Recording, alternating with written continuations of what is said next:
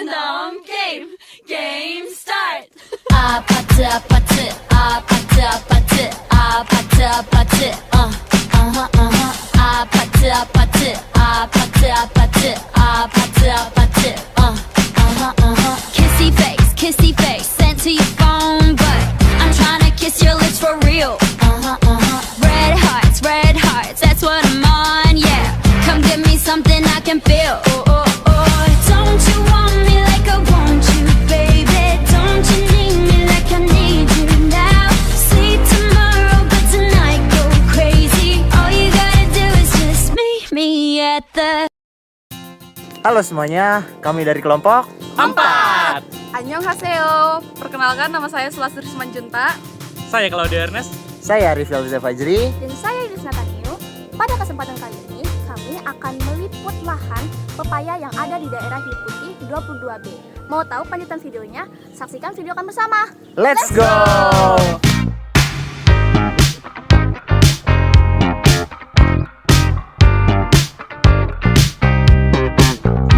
Oke, halo semuanya. Kami di sini sudah bersama Abang yang jadi pekerja atau pemilik lahan ini. Sebelum bertanya lebih jauh nih, mau kenalan dulu, namanya siapa, Bang? Bang Gogo. Bang Gogo. Nah, jadi Bang Gogo nih yang mengelola lahan pertanian yang isinya pepaya ya, Bang lah. Setengah hektar ada.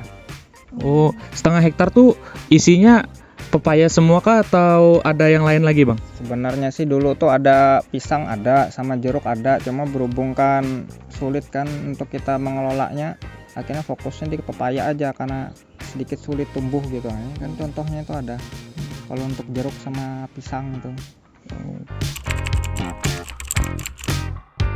Ya, jadi kita buka itu kita kasih kapur sama kita beli juga tanah subur.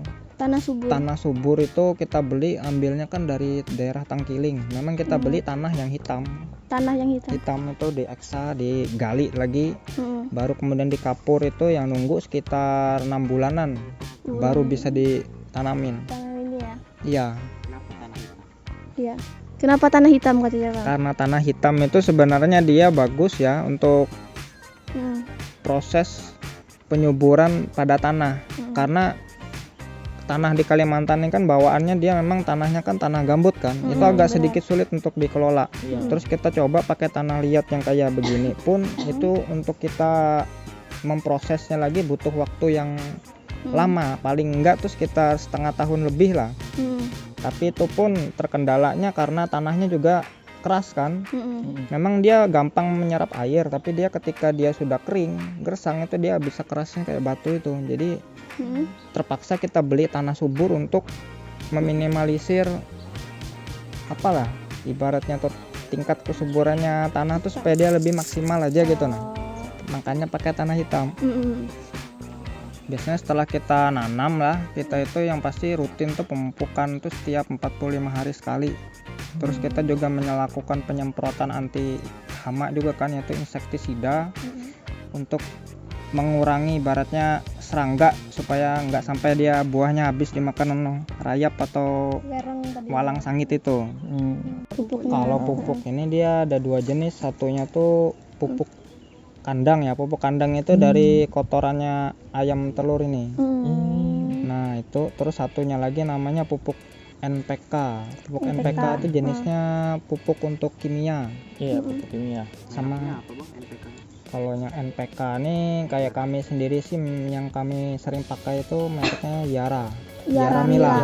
Oh iya. Itu untuk NPK-nya.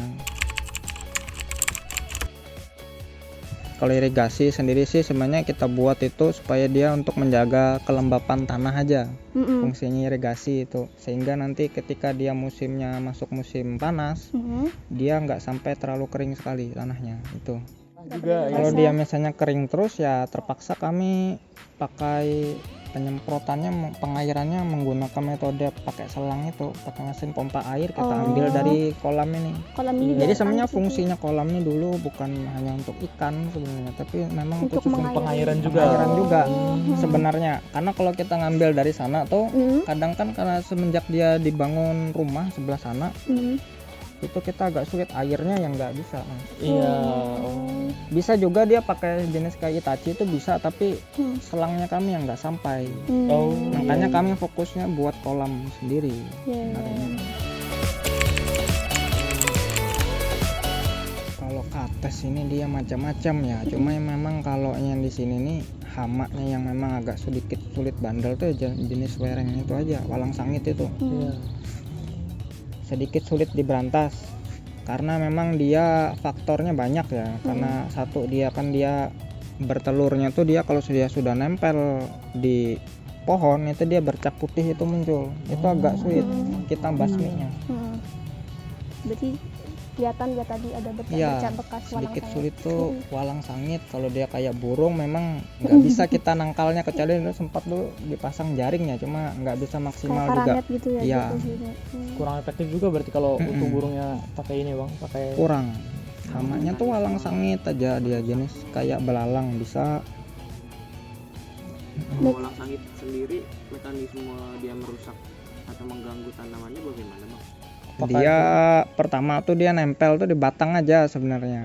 Nempelnya di batang dia pakai telur kan. Nanti kalau dia sudah banyak lama-lama itu ya nempelnya sampai ke buah. Hmm. Butuh waktunya paling enggak ya mungkin sekitar, kalau saya sih rutin nyemprot tuh 15 hari sekali. Tapi kalau dia nggak terlalu banyak itu ya sebulan nggak apa-apa. Iya. Berarti Berpengaruh ke dalam buahnya nggak bang? Sebenarnya nggak pengaruh sih mas, cuma kita jualnya kalau dia bercak putih sih kurang pas Oh, gitu, nggak di enak. pasaran yang Iya, kurang ya, Bang, ya? kebanyakan orang tuh komplain. Iya. Dia nggak sampai nyerang ke anunya, kecuali kalau dia jenisnya lalat buah. Nah lalat buah itu dia nyuntikkan itu dia pasti rusak buah. Iya. Karena di dalamnya pasti banyak ulatnya. Kalau dia wereng nih enggak, dia cuma nempel gini aja, nggak dimakan. Tapi daunnya bisa habis. Iya. Oh berarti secara nilai ekonomisnya yang malah berkurang Iya. ya bang ya? Karena Kalau kita nanam dari bibit itu paling enggak kita butuh waktu sekitar 1,5 tahun itu baru bisa maksimal untuk panen. Oh berarti 1,5 tahun tuh Dari buahnya bibit masih kecil gini, pokoknya dia kecil. Itu kita nunggu 1,5 tahun. sampai buahnya tuh maksimal puas gitu bang Iya, lah. bisa dipanen. Oh iya. Kalau dia dalam waktu 1 minggu itu kalau seandainya kita 2 kali panen itu kan dia dapatnya sekitar spikul kan. Spikul bahkan spikul lebih ya, dalam waktu 1 minggu tuh habis sekitar 200 kilo lah Banyak bang lah. ya. Sekali panen. Berarti dalam satu Dalam minggu 1 tuh minggu itu 200 200 kilo. kilo. Dan sekali ya, luar biasa. Nah sebenarnya kalau kita untuk pembiayaan untuk kita bercocok tanam pepaya ini yang memang sebenarnya paling utama itu tanah dulu harus kita kelola. Itu dasar utamanya. Kenapa saya bilang harus tanahnya dulu? Karena kebanyakan orang itu dia gagal itu karena dia tidak paham dengan Tanahnya. proses tanahnya gitu. Nah kebanyakan mereka kan karena tanahnya ini mungkin ya keterbatasan modal ataupun apa ya, Iya. tidak memaksimalkan tanahnya. Sebenarnya tanah tuh kalau dia sudah kita bisa maksimalkan itu dia otomatis ya kita tanam apa aja Bakal tumbuh subur lah bakal gitu. subur lah Hasilnya gitu juga lah. lebih maksimal gitu Bisa ya. lebih maksimal. Jadi pesannya cuma kalau Tanahnya perhatikan tanah dulu. Hmm. Tanahnya dikelola dulu dengan baik. Mm-mm. Setelah itu baru kita memikirkan untuk pembibitan. Nah, pembibitan tuh tergantung sesuai selera aja. Iya. Kalau kita kepingin yang mungkin nggak terlalu ribet ya kita bisa beli langsung yang sudah kita tinggal nggak terlalu lama nunggu gitu. Nah, Iya. itu bisa. Berarti modal awal yang harus benar-benar diperhatikan ketika mau budidaya tanaman pepaya nih, Tanahnya harus dulu. diperhatikan dulu. tanahnya harus dikelola dengan maksimal dulu. Hmm. Pokoknya semuanya harus sudah sesuai gitu bang lah. Baru nanti Iya. masuk tanaman, perawatan dan lain sebagainya macamnya gitu bang lah. Iya. Oke. Mungkin itu dulu bang untuk wawancaranya kali ini. Makasih banyak bang udah mau berbagi ilmu sama Iya. kami nih. Jadi kami dapat pemahaman baru tentang budidaya tanaman pepaya tuh kelihatannya mungkin kayak Simple. simple, Nah. tapi sebenarnya Sebenarnya ya teman-teman cukup sulit. Mulai dari tadi yang Kita abang mulai bilang penyiapan tanahnya harus maksimal, habis itu tuh pembibitannya, drainasenya harus diperhatikan, kemudian penyerangan serangan Hama hamanya itu itu harus juga komplit diperhatikan. juga. Nah, Nah, hingga nanti hasil panennya pun bisa memuaskan gitu sesuai dengan ekspektasi. Jadi mungkin itu dulu wawancara singkat kami dengan abang. ya. Kita akan lanjut buat lihat-lihat lahan. See you.